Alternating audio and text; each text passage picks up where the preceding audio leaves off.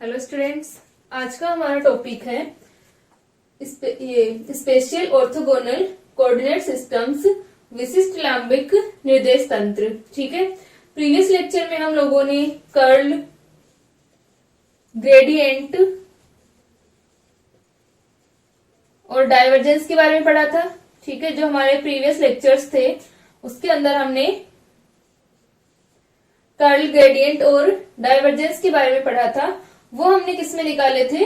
जो हमारे curvilinear coordinates होते हैं, हमारे जो वक्र रेखीय निर्देशांक होते हैं, उसके अंदर हमने इनको ज्ञात किया था। ठीक है, तो यहाँ पर हम जो विशिष्ट लांबिक निर्देश तंत्र पढ़ेंगे वो हम क्या पढ़ेंगे? Cartesian coordinate system, spherical coordinate system और सिलिंड्रिकल कोऑर्डिनेट सिस्टम। तो इन कोऑर्डिनेट सिस्टम के अंदर जो हमारे ये विशिष्ट कोऑर्डिनेट सिस्टम है, जो कि क्या होंगे? ऑर्थोगोनल कोऑर्डिनेट सिस्टम है। इनके अंदर हम कर्ल, ग्रेडियंट और डाइवर्जेंस को कैसे लिखते हैं वो हम लोग ज्ञात करेंगे। तो जो कार्टेशियन कोऑर्डिनेट सिस्टम होता है उसके बारे में आप लोग पहले पढ़ चुके हैं, और जो आपने curl, gradient and divergence first year में पढ़ा था वो भी आपने किसके अंदर पढ़ा हुआ है? कार्टेशियन कोऑर्डिनेट सिस्टम के अंदर। ठीक है, तो यहाँ पर हम लोग कार्टेशियन कोऑर्डिनेट सिस्टम के अलावा स्फेरिकल और सिलिंड्रिकल कोऑर्डिनेट सिस्टम में भी कर्ल, ग्रेडियंट और डाइवर्जेंस को लिखेंगे। ठीक है, तो सबसे पहले हम शुरुआत करते हैं कार्तीय निर्देशांक तंत्र।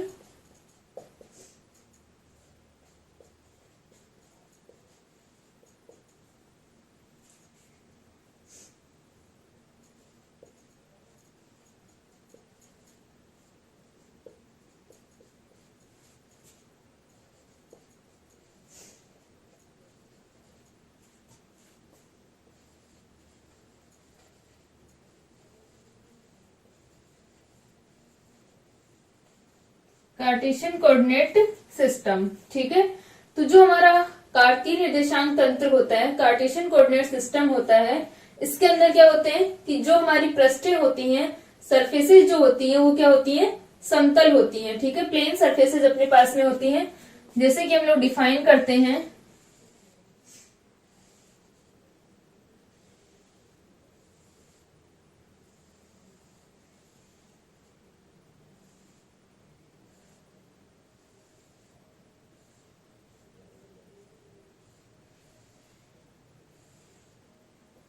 ये हमारी एक्स एक्सिस है, ये हमारी वाई एक्सिस है और ये हमारी जेड एक्सिस है। ठीक है, तो यहाँ पर हमारे पास में क्या होंगी? तीन जो पृष्ठें होंगी, x equals to constant, Y equals to constant और जेड इक्वल्स टू कॉन्स्टेंट। तो यहाँ पर अपने पास में जो पृष्ठ है, वाई इक्वल्स टू कॉन्स्टेंट और एक्स इक्वल्स टू कॉन्स्टेंट, क्या होगा? ये वाली जो हमारी पृष्ठ है, ये वाली पृष्ठ और इसके पीछे वाला जो पृष्ठ होगा, यहाँ पर हम 3 डायमेंशन की बात कर रहे हैं, तो यहाँ पर अपने पास में क्या आ जाएगा कि हमारी ये वाली जो सरफेस और इसके पीछे वाली जो सरफेस होगी, इनके ऊपर क्या होगा? x इक्वल टू C1 होगा, यानी x क्या रहेगा? कांस्टेंट रहेगा। ठीक है, और हमारी ये वाली जो सरफेस है, ये वाली और इधर वाली जो सरफेस होगी, इनके ऊपर क्या रहेगा? y कांस्टेंट रहेगा, और जो हमारे टॉप और बॉटम सरफेसेस होंगी, इनके ऊपर क्या होगा? z कांस्टेंट होगा। ठीक है, तो जो हमारा x कांस्टेंट, y कांस्टेंट और z कांस्टेंट से मिलकर के जो हमारे क्या होते हैं? इंटरसेक्शन हमें प्राप्त होते हैं। ठीक है, इनके जो प्रतिच्छेद होते हैं, जैसे कि हमारा ये वाला पृष्ठ है, ठीक है, और हमारे पास में ये वाला जो वैल्यू, वो इनका इंटरसेक्शन आएगा वो क्या आ जाएगा? Z axis. इसी प्रकार से इस वाले पृष्ठ के लिए हमारे पास में क्या आ जाएगा? Y axis. इसी प्रकार यहाँ पर हमारे पास में क्या आएगा? जेड एक्सिस आएगी। ठीक है, तो इन पृष्ठों के इंटरसेक्शन से हमें क्या मिल रहे हैं? 3 एक्सिस हमें प्राप्त होती हैं, जिन्हें हम क्या कहते हैं? एक्स, वाई और जेड एक्सिस कहते हैं। ठीक है, ये हमारे पास में तीनों एक्सिस आती हैं। ये तीनों एक्सिस जो होंगी परपेंडिकुलर होती हैं। हम लोग ऑर्थोगोनल कोऑर्डिनेट सिस्टम पढ़ रहे हैं, तो ऑर्थोगोनल कोऑर्डिनेट सिस्टम के अंदर क्या होता है कि तीनों सरफेसेस क्या होंगी? तीनों जो एक्सिस है वो क्या होंगी? परपेंडिकुलर होंगी। ठीक है, और ये सारी जो सरफेसेस हैं, यहाँ पर जितने भी पृष्ठ हैं वो क्या है, समतल है, प्लेन सरफेस है। तो प्लेन सरफेस से मिलकर के बनने वाला जो हमारा सिस्टम होता है, कोऑर्डिनेट सिस्टम होता है, उसे हम क्या कहते हैं, कार्टेशियन कोऑर्डिनेट सिस्टम कहते हैं। ठीक है, अब नेक्स्ट हमारे पास में कि कार्टेशियन कोऑर्डिनेट सिस्टम के अंदर हम लोग जो हमारे कर्वलिनियर कोऑर्डिनेट सिस्टम में होते थे कोऑर्डिनेट्स u1, u2 और u3, तो इन्हें हम कार्टेशियन कोऑर्डिनेट्स में किस प्रकार दिखाएंगे। तो यहाँ पर क्या आ जाएगा, x इक्वल्स टू यहाँ पर u1 होगा, y इक्वल्स टू u2 होगा और z इक्वल्स टू क्या होगा, u3 होगा। ठीक है, तो हमारे जो कोऑर्डिनेट्स होंगे, किसी भी पॉइंट की पोजीशन को अगर हमें बताना है कार्टेशियन कोऑर्डिनेट सिस्टम के अंदर, कार्तीय निर्देशांकों के अंदर, तो हम किससे बताएंगे, एक्स वाई जेड से। तो ये हमारे पास में आ गया। अब हमें क्या निकालना होता है कि स्केल फैक्टर्स का मान क्या होगा। ठीक है, और डायरेक्शन जो हमारी यूनिट वेक्टर्स जो है वो क्या होंगे। तो यूनिट वेक्टर्स यहाँ पर क्या आते हैं अपने पास में, E1, E2 और E3 के मान क्या होंगे। ठीक है, तो वो हम निकालते हैं।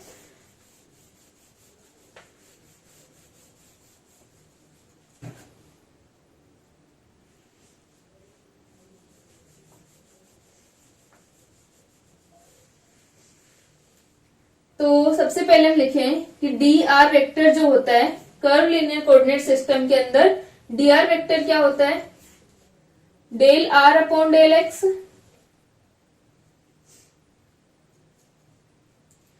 ठीक है, डी एक्स प्लस का del r upon del Y,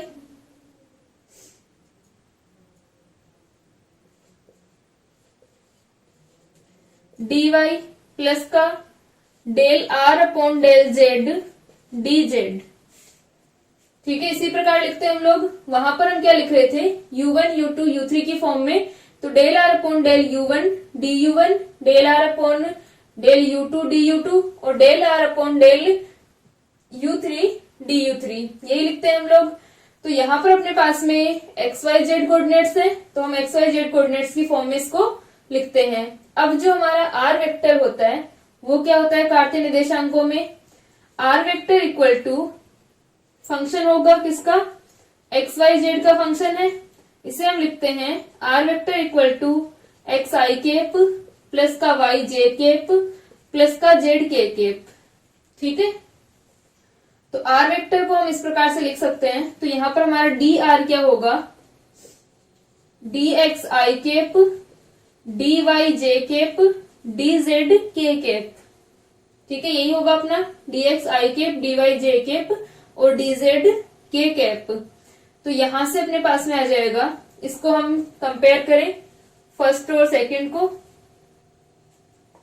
ठीक है, यहाँ पर हम लोगों ने जो हमने फर्स्ट इक्वेशन लिखी है इसको और इसको हम कंपेयर करते हैं, तो क्या आ जाएगा, del r upon del x equals to यहाँ पर i cap del r upon del y equal to आ जाएगा जे केप और del r upon del z equal to आ जाएगा के केप। ठीक है, तो हमारे पास में तीनों जो वैल्यूज आई हैं वो आ गई आई केप, जे केप और के केप आ गई। अब जो हमारा del r upon del x है और del r upon del Y है और del r upon del Z जो होता है वो क्या होता है, हमारा आधार सदिश होता है, बी वेक्टर जो हम लिखते हैं। तो यहां से हम लिख सकते हैं कि बी वेक्टर को हम क्या लिखते थे, आधार सदिश को del r upon del you. ठीक है, तो यहां पर अपने पास में आ जाएगा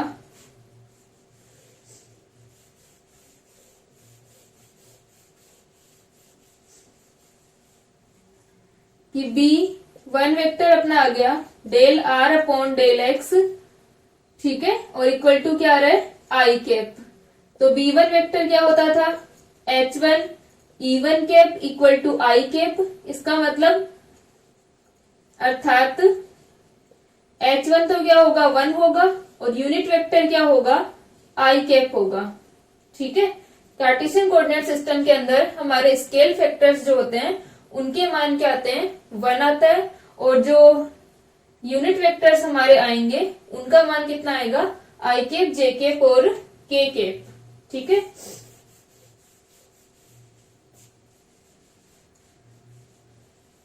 तो हम लिख सकते हैं यहां पर B2 vector equal to del r upon del y equal to J cap. तो ये हो जाएगा B2 vector equal to H2 E2 cap J cap. तो H2 इक्वल टू 1 और E2 equal to J cap. ठीक है, नेक्स्ट हमारा B3 vector जो अपने पास में आएगा del r upon del z equal to के कैप। तो यहां पर यह आ जाएगा अपना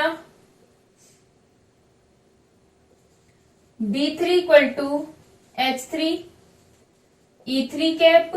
तो H3 इक्वल टू तो क्या आ गया 1 आ गया और E3 कैप का मान आ जाएगा के कैप आ जाएगा। ठीक है, और वैसे भी हम देख सकते हैं कि अगर हमारा B1 जो है वो I कैप के इक्वल है तो H1 जो होता है यानी स्केल फैक्टर जो होता है वो क्या होता है बेस वेक्टर का मैग्नीट्यूड होता है। तो और हमारे जो यूनिट वेक्टर्स होते हैं इनका मैग्नीट्यूड कितना होता है 1 होता है। ठीक है, तो यहाँ पर अपने पास में कितना आ जाएगा 1 आ जाएगा। ठीक है, यहाँ पर हम लोग लिख सकते हैं कि क्योंकि H1 equals to mode of B1। ठीक है, तो यहाँ पर अपने पास में H1 H2 H3 1 1 1 आ जाएंगे। ठीक है, तो यहाँ पर अपने पास में U1 U2 U3 की जगह क्या आएगा XYZ आएगा और I J cap K cap आ जाएंगे E1 E2 E3 की जगह और यहाँ पर H1 H2 H3 आएंगे 1 1 1 आ जाएंगे। तो हम लोग जो हमारा ग्रेडियंट का फॉर्मूला था और जो डाइवर्जेंस का फॉर्मूला था और जो कर्ल का फॉर्मूला था उसके अंदर हम मान रख देंगे। ठीक है, इसको यहां तक लिख लो।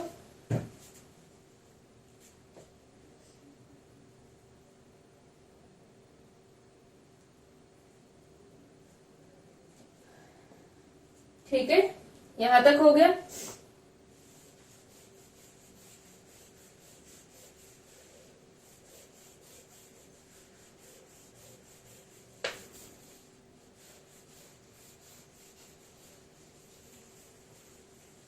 तो अब हम लोग लिखें वक्र रेखीय निर्देशांकों के अंदर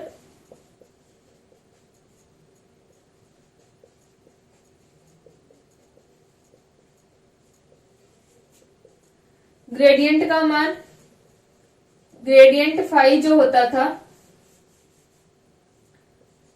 डेल फाई हम इसे लिख सकते हैं। ग्रेडियंट फाई का फॉर्मूला क्या था E1 cap upon H1 del phi upon del U1 plus का E2 cap upon H2 del phi upon del U2 plus का E3 cap upon H3 del phi upon del U3।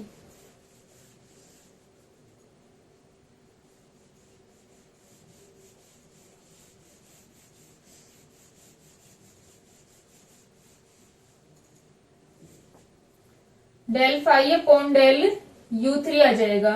ठीक है, तो ये हमारा क्या है ग्रेडियंट है किसके अंदर वक्र रेखीय निर्देशांकों के अंदर। तो कार्तीय निर्देशांकों में क्या हो जाएगा कार्तीय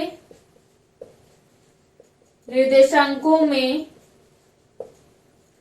कार्तीय निर्देशांकों के अंदर अपने पास में आ जाएगा ग्रेडियंट ऑफ फाई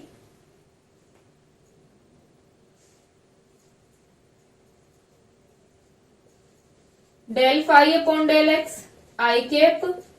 ठीक है, या फिर हम लोग लिख सकते हैं इसे i cap del phi upon del x plus j cap del phi upon del y plus का k cap del phi upon del z. ठीक है, ये हमारा आ गया कार्टेशियन कोऑर्डिनेट सिस्टम के अंदर कार्तीय निर्देशांकों के अंदर। ठीक है, अब हम लोग लिखे डाइवर्जेंस को। तो डाइवर्जेंस क्या होगा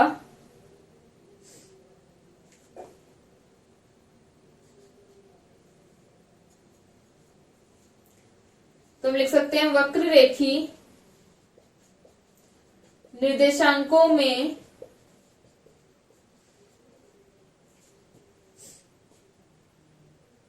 डाइवर्जेंस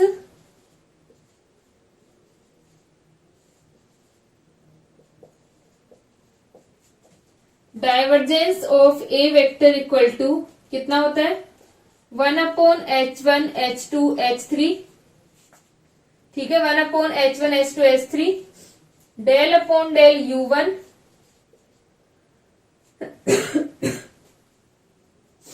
ठीक है, 1/h1 h2 h3 del upon del u1 a1 h2 h3 plus का del upon del u2 a2 और h2 h3 हमारा h3 h1 प्लस का del by del u3 a3 h1 h2। ठीक है, ये हमारे पास में क्या होता है, डाइवर्जेंस का मान होता है किसके अंदर, इस कोऑर्डिनेट सिस्टम के अंदर, ये जो हमारा कर्वलीनियर कोऑर्डिनेट सिस्टम है उसके अंदर अपने पास में मान होता है। अब हम लोग अगर इसे इसके अंदर कार्टेशियन कोऑर्डिनेट सिस्टम के अंदर लिखते हैं तो यहाँ पर हम लोग वैल्यू रख देंगे h1 h2 और h3 की, तो ये हमारे पास में आ जाएगा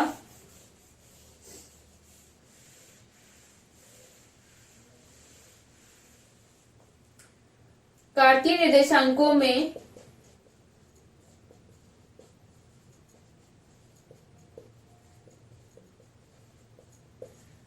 कार्तीय निर्देशांकों के अंदर divergence of A vector 1/h1 h2 h3, ये तो 1 1 हो गए, तो ये हो जाएगा del by del x a1 plus का del by del y a2 plus का del by del z a3।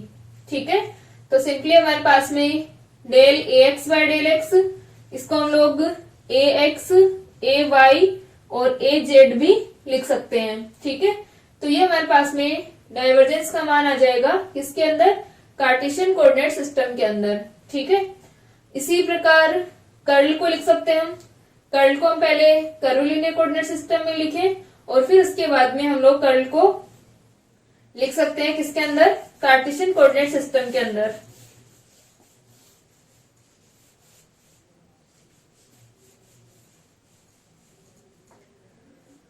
तो हम लिख सकते हैं इसी प्रकार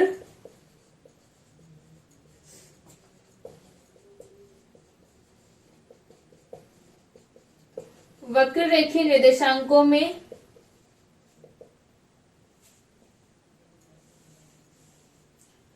कार्तीय निर्देशांकों में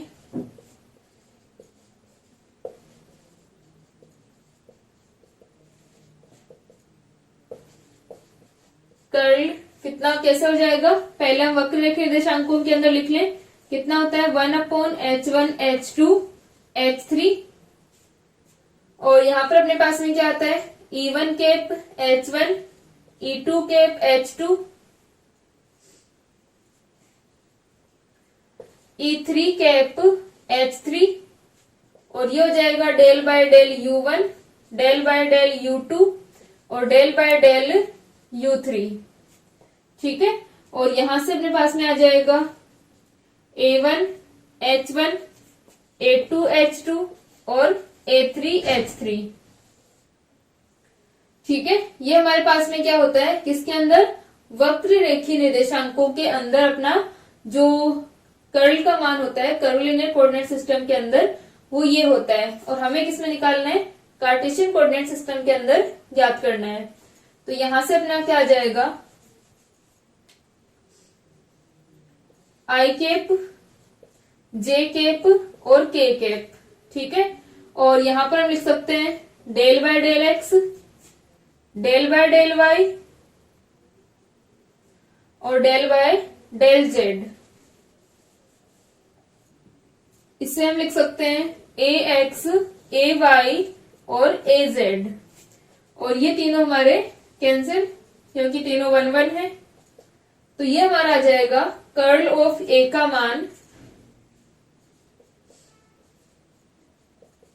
किसके अंदर, कार्टेशियन कोऑर्डिनेट सिस्टम के अंदर। ठीक है, तो कार्टेशियन कोऑर्डिनेट सिस्टम के अंदर अपने पास में तीनों मान आ गए, ग्रेडियंट आ गया, डाइवर्जेंस आ गया और कर्ल आ गया। ठीक है, इसी प्रकार जो हमारे बाकी के दो जो हमारे ऑर्थोगोनल कोऑर्डिनेट सिस्टम है स्फेरिकल और सिलेंड्रिकल, उसके अंदर भी हम इनको लिख सकते हैं। ठीक है, ये लिख लो, फिर हम सिलेंड्रिकल में लिखते हैं इनको।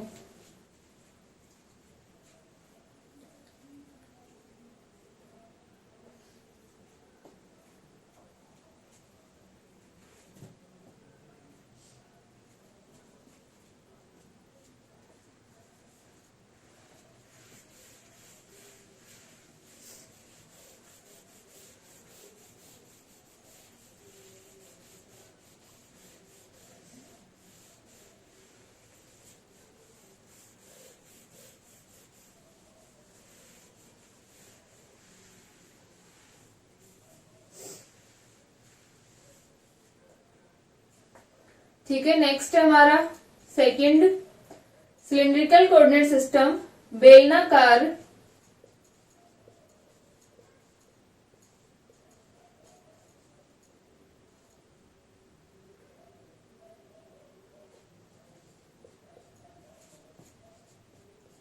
निर्देश तंत्र।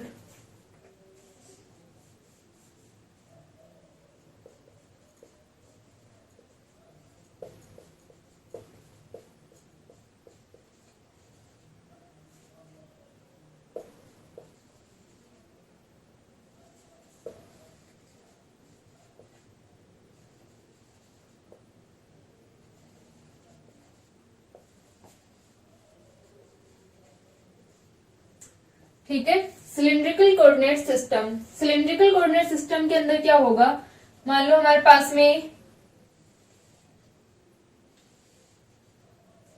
ये क्या है, हमारे एक्स वाई जेड कोऑर्डिनेट्स हैं, ये एक्सेस हैं। ठीक है, यहाँ पर अपने पास में क्या है, एक्स वाई जेड 3 एक्सेस हैं। तो इसके अंदर कार्टेशियन कोऑर्डिनेट सिस्टम के अंदर अगर हमें किसी पॉइंट की पोजीशन को बताना है, जैसे मान लो यहाँ पर हमारा पॉइंट है P, तो इसको बताने के लिए हम क्या कोऑर्डिनेट डिफाइन करते हैं, एक्स वाई जेड को डिफाइन करते हैं। ठीक है, उसी प्रकार जिस प्रकार हम कार्टेशियन कोऑर्डिनेट सिस्टम के अंदर एक्स वाई जेड से इस पॉइंट की पोजीशन को डिफाइन करते हैं, वैसे ही हम सिलिंड्रिकल कोऑर्डिनेट सिस्टम के अंदर किससे करते हैं, रो फाई जेड से। ठीक है, जहां पर हमारा जो रो है वो क्या होगी, डिस्टेंस है, ये त्रिज्या होगी यहाँ पर, जो हमारा बेलनाकार निर्देश तंत्र आएगा। फाई जो है वो एंगल है, और जेड है वो क्या है, हाइट होगी, या हम कह सकते हैं ये भी डिस्टेंस है। यहाँ पर जेड जो ये एक्सिस है। ठीक है, तो क्या होगा कि इस पॉइंट को अगर हमें सिलिंड्रिकल कोऑर्डिनेट सिस्टम के अंदर बताना है, तो हम किस प्रकार बताएंगे कि यहां से हम इसको एक परपेंडिकुलर डालते हैं, किसके ऊपर, एक्स वाई प्लेन के ऊपर। ठीक है, इस एक्स वाई प्लेन में हम क्या डालेंगे, एक परपेंडिकुलर डालते हैं। इस परपेंडिकुलर की डिस्टेंस क्या होगी, इसको हमें किसमें बताना होता है, कार्टेशियन कोऑर्डिनेट सिस्टम के अंदर। तो हम इस प्रकार से जाते हैं कि यहाँ हमारा एक्स, ये डिस्टेंस हमारी वाई, और फिर ऊपर जो हम चलते हैं वो डिस्टेंस क्या होती है, जेड होती है। अब हमें किसमें बताना है, सिलिंड्रिकल कोऑर्डिनेट सिस्टम में, तो हम क्या करेंगे, इस पॉइंट की ओरिजिन से हमारी डिस्टेंस कितनी, ठीक है, मान लेते हैं ये हमारी डिस्टेंस कितनी है, रो है, और ये वाली जो डिस्टेंस है रो, ठीक है, इस पॉइंट का जो हमने यहाँ पर परपेंडिकुलर डाला, ये हमारा पी डैश है। तो ये जो हमने परपेंडिकुलर यहाँ पर डाला है वो किसके पैरेलल है, जेड एक्सिस के पैरेलल है। ये यहाँ पर हमें क्या दिख रहे हैं, ऐसे आगे पीछे दिख रहे हैं। ठीक है, इसकी हाइट हमें यहाँ पर कम लग रही है, लेकिन ये दोनों क्या है, पैरेलल हैं। ठीक है, जेड एक्सिस के पैरेलल होगी ये वाले डिस्टेंस, और ये किसमें, एक्स वाई प्लेन के अंदर हमने ये परपेंडिकुलर डाला है। ठीक है, तो यहाँ पर अपना क्या आ जाएगा कि ये जो पॉइंट पीपी डैश अपना आया है, यहाँ पर इस पॉइंट की ओ से डिस्टेंस कितनी है, रो है, और ये जो लाइन हमने ड्रॉ की है वो यहाँ पर एक्स एक्सिस से कितना एंगल बना रही है, फाई एंगल, और हमारा जो ये फाई एंगल वो किसमें होगा, एंटी क्लॉकवाइज, यानी इस डायरेक्शन में रोटेट होगा।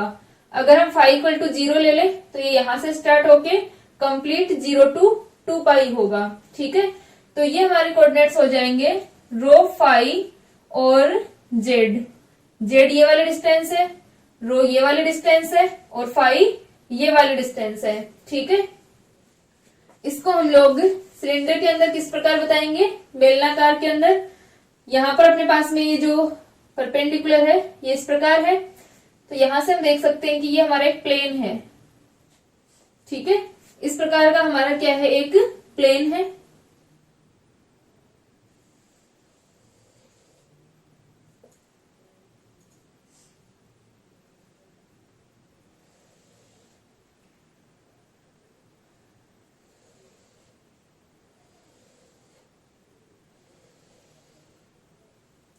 और ये वाली जो डिस्टेंस है हमारी वो भी क्या है, जेड एक्सिस से परपेंडिकुलर डिस्टेंस है, क्योंकि ये वाली दूरी ये हमारी जेड एक्सिस और जो हमारा पीपी डेस है दोनों क्या है, पैरेलल है इस तरीके से। ठीक है, तो यहाँ पर ये जो रो वाली जो डिस्टेंस आएगी वो इस तरह से परपेंडिकुलर होगी। ठीक है, तो यहां पर ये हमारा जेड एक्सिस है। ठीक है, ये हमारे पास में एक्स वाई जेड एक्सिस अगर इस प्रकार है, या फिर हम एक बार जेड को डिफाइन करें।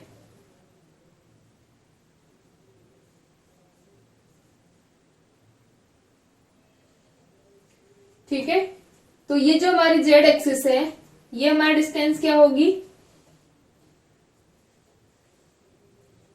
ये अपने पास में आ जाएगी रो डिस्टेंस।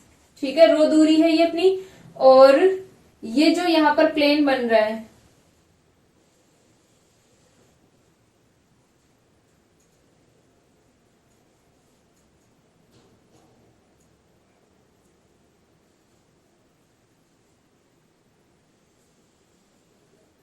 ठीक है, ये हमारे पास में एक प्लेन आएगा इस प्रकार, जो ये प्लेन है अपना, ये प्लेन,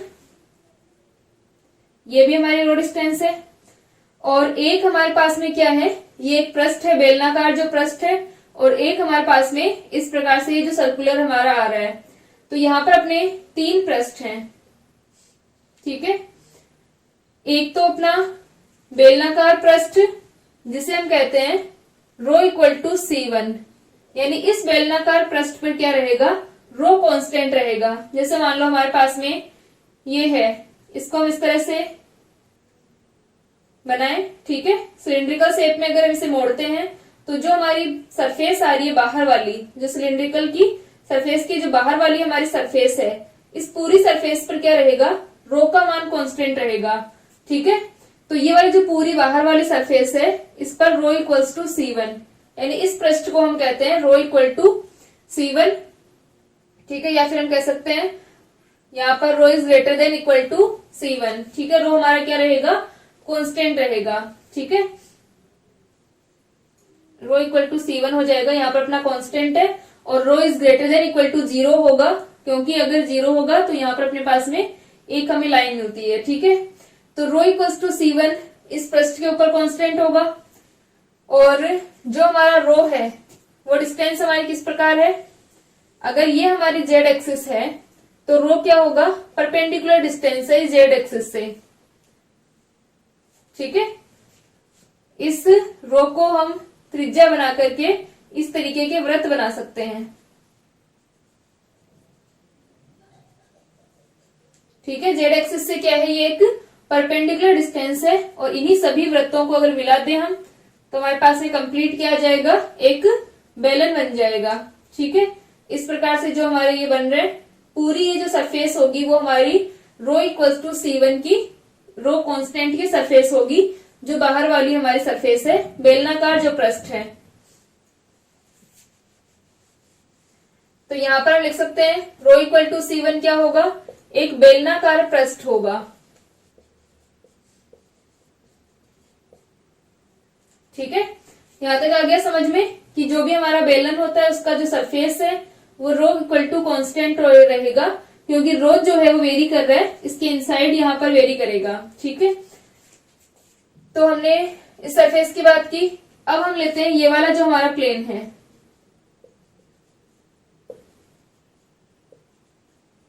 ठीक है, इस प्लेन को हमने एक्स एक्सिस से किसी एंगल पर डिफाइन किया हुआ है। ये अगर हमारी एक्स एक्सिस है तो इसको हमने डिफाइन कर रखा है फाई एंगल के ऊपर। ठीक है, ये क्या होगा अपना फाई एंगल पे होगा। और ये यहाँ पर हमारा जो प्लेन बन रहा है इस प्रकार, इस पूरे के ऊपर क्या रहेगा, फाई कांस्टेंट रहेगा। ठीक है, फाई इक्वल टू C2 का हमारा क्या है, ये प्लेन है, तो यहां पर क्या है अपना फाई कांस्टेंट रहेगा। ठीक है, और इसके अलावा अपने पास में क्या है, एक ये वाली सरफेस है, इसके ऊपर क्या रहेगा, जेड कांस्टेंट रहेगा, जेड इक्वल टू C3 की सरफेस होगी ये। तीन अपने पास में आएंगी, rho equals to C1, phi equal to C2 और जेड इक्वल टू C3।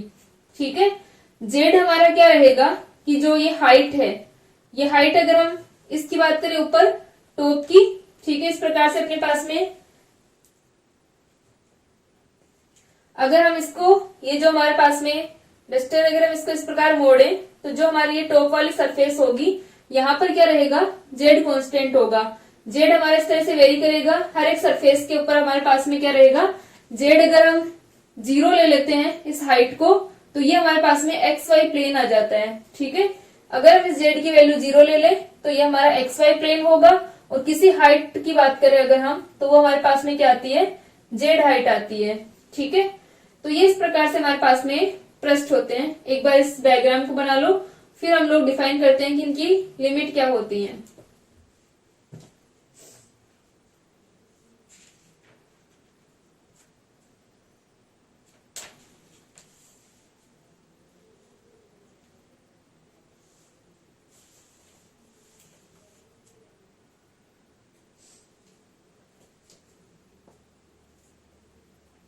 ठीक है, तो ये हमारे पास में आ गया।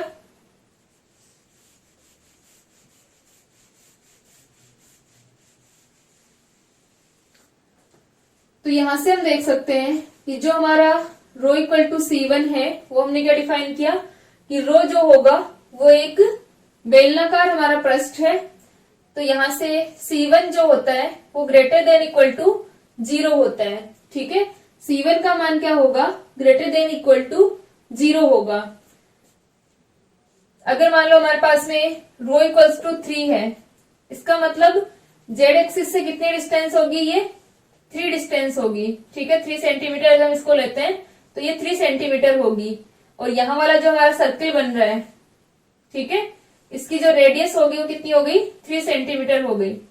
ठीक है, और जो अपने पास में रो इक्वल्स टू C1, इसके अलावा जो हमारा फाई इक्वल टू C2 है, फाई क्या बन रहा है, यहां से एंगल बन रहा है, एक्स एक्सिस से ये एंगल स्टार्ट होगा, जो हमारी इस प्रकार एक्स एक्सिस है। ठीक है, जेड एक्सिस के परपेंडिकुलर जो ये एक्सिस है, यहां से अपना फाई स्टार्ट होगा। फाई इक्वल टू 0 से लेकर के पूरा 2 पाई तक होता है। ठीक है, फाई जो होगा हमारा वो कहां से कहां तक होगा, 0 से 2 पाई तक। C2 का मान हम लिख सकते हैं 0 से 2 पाई तक हमारे पास में क्या होगा, ये वैल्यू होगी C2 का मान जो होगा। ठीक है, तो 0 से 2 पाई, और C3 जो होगा अपना, इसे हम minus infinity two plus infinity लेते हैं। जेड की हमारी जो लिमिट होती है वो minus infinity two plus infinity होती है। ठीक है, जैसे कि हम डिफाइन कर सकते हैं हाइट को, तो ये minus infinity two plus infinity, ये 0 टू 2 पाई होता है, और ये हमारे पास में C1 greater than equal to 0 होता है। ठीक है, तो तीनों जो यहाँ पर वैल्यूज हैं, रो हमारी क्या है, रेडियस है एक तरीके से। ठीक है, जो यहाँ पर ये सर्किल बनेगा उसकी क्या होगी, रेडियस होगी। ठीक है, फाई जो हमारा एंगल है, जो कि यहाँ से एक्स एक्सिस से लेकर के पूरा रोटेट होता है। ठीक है, ये इस प्रकार पूरा रोटेट होगा। और जेड क्या है, हाइट है। ठीक है, तो ये जो हमारे तीनों सरफेस हैं, जिसके ऊपर एक में हमारा रो कांस्टेंट है, फाई कांस्टेंट है और जेड कांस्टेंट है, इन तीनों सरफेसेस से मिलकर के हमारा क्या बनता है, ये बेलनाकार निर्देश तंत्र, ये सिलिंड्रिकल कोऑर्डिनेट सिस्टम बनता है। ठीक है, तो यहां से हम लोग देख सकते हैं कि ये हमारा फाई एंगल होता है। ठीक है, अगर हमारी एक्स एक्सिस इस प्रकार है तो ये हमारा फाई एंगल होगा। ठीक है, अब हम लोग निकालते हैं कि यहाँ पर रिलेशन क्या होंगे, एक्स वाई जेड और रो फाई जेड के अंदर।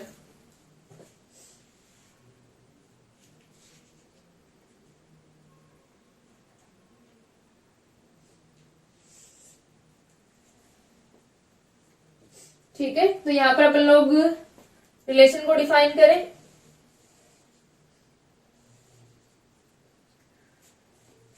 और एक मिनट, यहाँ पर अपनी डायरेक्शन क्या आ जाएंगी, ये वाली जो हमारी डायरेक्शन होगी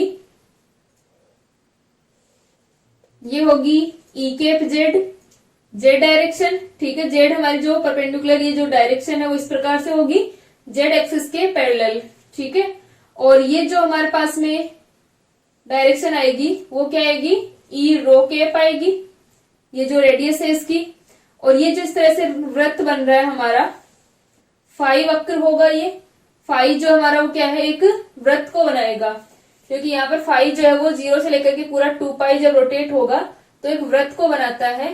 तो ये जो वृत्त होगा, सर्कल जो होगा, इसके अनुदिश हमारी यहाँ पर क्या होगी, ये जो डायरेक्शन आएगी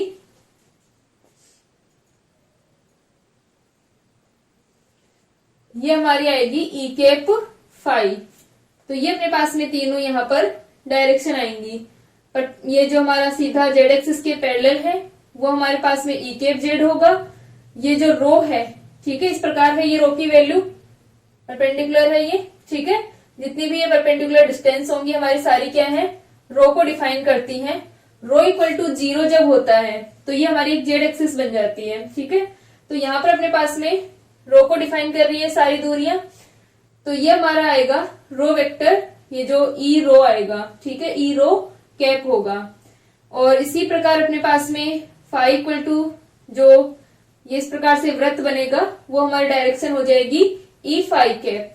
तो इन सारे जो हमारे पास में पृष्ठ हैं इनके इंटरसेक्शन से हमें क्या मिलते हैं, तीनों यहाँ पर हमारे कोऑर्डिनेट्स मिलेंगे। ये कोऑर्डिनेट्स की जो हमारी एक्सिस होती हैं तीनों ये हमें प्राप्त होंगी।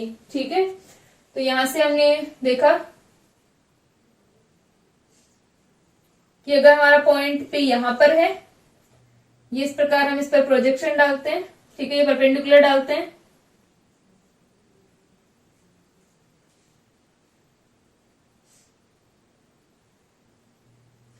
अगर ये हमारी डिस्टेंस है यहां से, तो ये वाली दोनों पैरेलल होंगी। ये देखने में इस तरह से लग रही है। ये वाला डिस्टेंस और ये वाली डिस्टेंस दोनों क्या है, पैरेलल है। और ये इस प्रकार है, एक हमारी ये डिस्टेंस इस प्रकार होगी और दूसरी यहां पर होगी। ठीक है, यहां से अपने पास में इस एक्स वाई प्लेन के अंदर, ये जो हमारा एक्स वाई प्लेन है इसके अंदर होगी ये वाली। तो ये दोनों दूरियां जो हैं वो क्या है, इस प्रकार हैं, ये ऐसे होगी और ये वाली ऐसे होगी। ठीक है, तो दोनों क्या होंगे, एक दूसरे के पैरेलल हैं।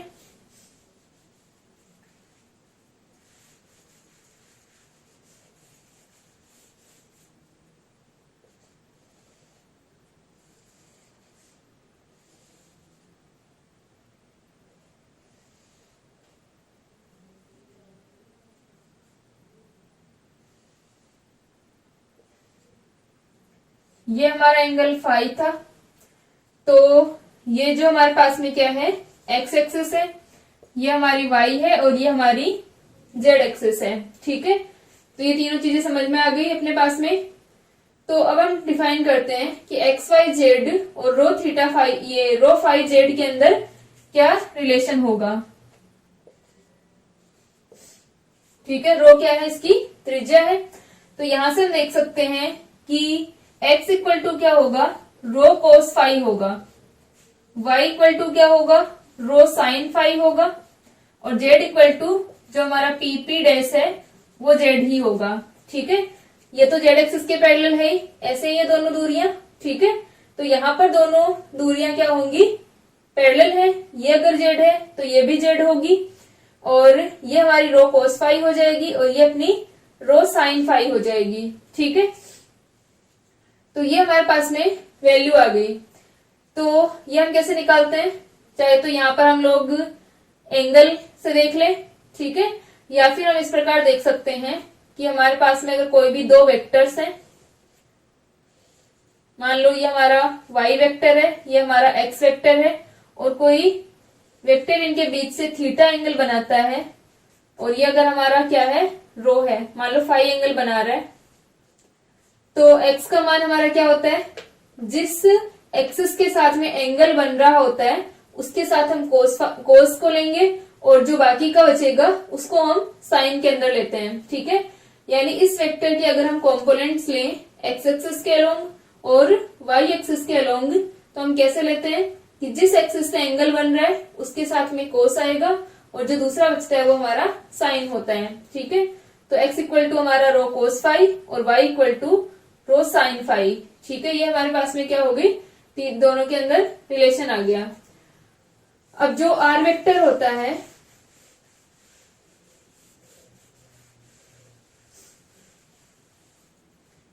r वेक्टर कितना होता है, एक्स आई के प्लस का वाई जे के प्लस का जेड के केप। तो हम लिख सकते हैं are vector equal to row cos phi. ठीक है, और यहां से अपने पास में ये वाली वैल्यू आ जाएगी। ठीक है, एक्स की जगह हम लोग रो कोस फाई लिख सकते हैं, वाई की जगह रो साइन फाई लिख सकते हैं और जेड की जगह हम जेड लिख सकते हैं। ठीक है, और अपना जो वैल्यू आएगी इसकी x equal to row cos five और रो की जो हमारी डायरेक्शन थी वो क्या थी, ई रो केप थी। ठीक है, यहां पर हम लोग लिख सकते हैं कि x equal to row cos five, y equal to rho sine five तथा z इक्वल्स टू जेड रखने पर। ठीक है, ये वैल्यू इसके अंदर रख दो।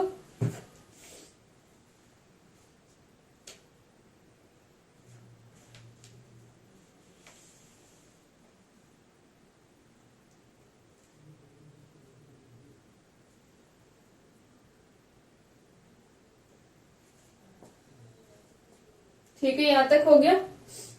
तो ये मान हम इसके अंदर रख देंगे, तो यहां पर अपने पास में क्या आ जाएगा,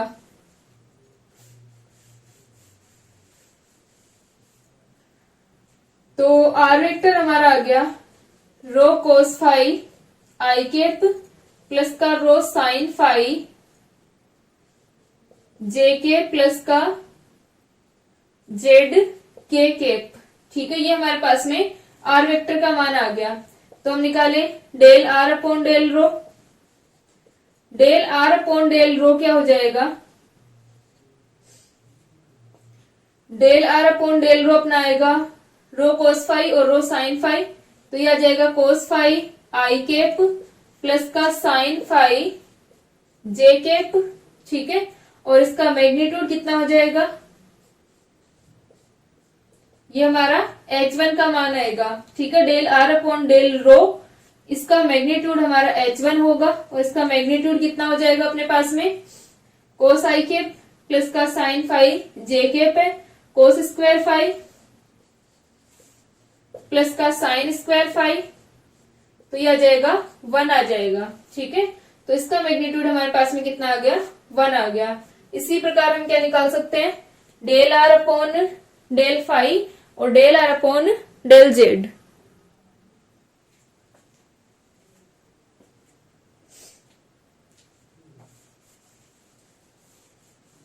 ठीक है, del r upon del phi हमारा क्या होगा, del r upon del phi आ जाएगा माइनस का रो साइन फाई प्लस का रो कोस फाई। ठीक है, तो इसका मान हमारे पास में मैग्नीट्यूड फॉर्म में कितना आ जाएगा, rho square sine square phi plus का rho square cos square phi. तो ये रो स्क्वायर ये आ जाएगा, रो आ जाएगा। ठीक है, इसी प्रकार हम del r upon del Z जब निकालते हैं तो ओनली के केप आएगा, del r upon del Z equals to only के केप और इसका मैग्नीट्यूड क्या होगा, 1 हो जाएगा। तो यहां से अपने पास में क्या आ गया कि हमारा u1 इक्वल्स टू आ गया रो आ गया, u2 इक्वल्स टू हमारा फाई आ गया, u3 इक्वल्स टू हमारे पास में जेड आ गया, e1 केप हमारा रो केप आ गया, e2 केप हमारे पास में फाई केप आ गया और e3 केप हमारे पास में जेड केप आ गया। h1 का मान 1 आ गया, h1 h2 रो आ गया और h3 1 आ गया। ठीक है, ये हमारे पास में क्या आ गई, वैल्यूज आ गई। इनको हम लोग ग्रेडियंट कर्ल और डाइवर्जेंस के अंदर रख करके सिलिंड्रिकल कोऑर्डिनेट सिस्टम के अंदर मान निकाल सकते हैं। ठीक है, तो नेक्स्ट लेक्चर में हम इसको कंटिन्यू करते हैं।